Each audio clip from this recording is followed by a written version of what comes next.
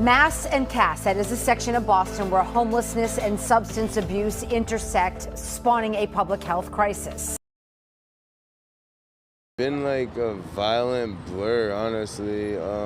Just chaos. Anthony Morris was drawn here to Mass and Cass in his battle with addiction. There's a drug dealer 10 feet from me.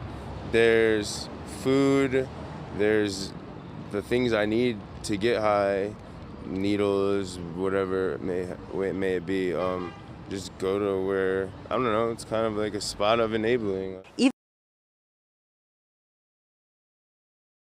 Methedone Mile, as it's known, is near Mass Ave and Melnia Cass Boulevard, city blocks that are dotted with shelters and recovery services for addicts, and where police have responded to other violent crimes and overdoses.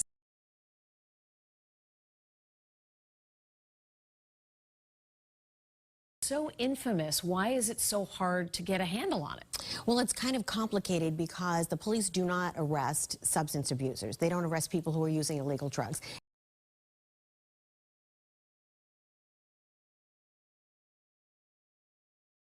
If they commit other crimes, they will come in and arrest them. But that area has people who are recovering from drug addiction because there are many shelters there. They have homeless people. There are homeless shelters there. Methadone clinics. You have people with mental health problems. But if they don't want help, you can't force them into it.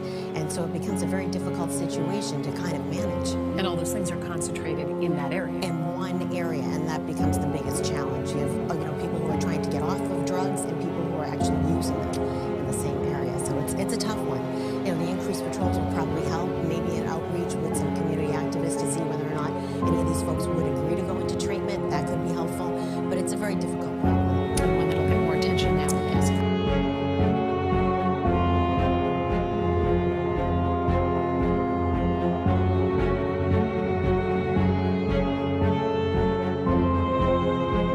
There's no simple solution to the complex problems that intersect here: addiction, mental illness, and homelessness. Hypodermic.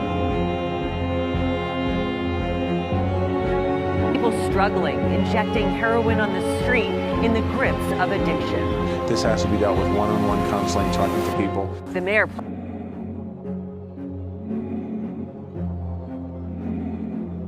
There have been promises and plans for years to fix this crisis, but all you have to do is look around and see the problems and suffering have only gotten worse.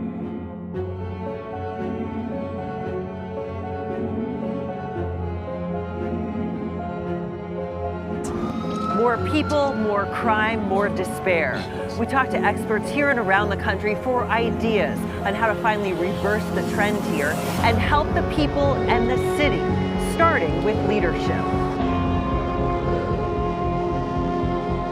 The numbers continue to grow because we continue to not get to the root of these challenges and continue to just whack at the leaves and at the margins of the challenge. The failure of leadership to address the problems is not just here in Boston. The majority of the people living in this area are from outside the city, in communities that don't have enough appropriate housing or treatment. Over and over, people tell us the city, region, and state have failed to come together. I think what we have right now in Mass and Cass, it's been a failure on all of us. This has been years in the making, and it won't be fixed overnight. But experts say there are steps that can be taken right now. One of the ideas: stop allowing tents.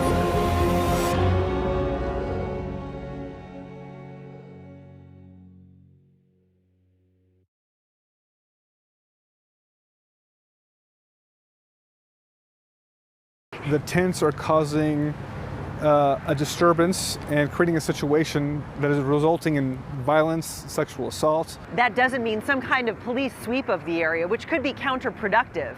It means approaching one person at a time to offer a bed and appropriate services for them. These people have really complicated lives, really complicated situations. So I think a case management approach might be more productive than trying to wipe everybody out. Experts tell us we're missing another critical piece: the short-term housing and shelters that can help people get off the street and started with treatments. That can mean a facility like the Long Island Shelter, which was closed when the bridge was demolished.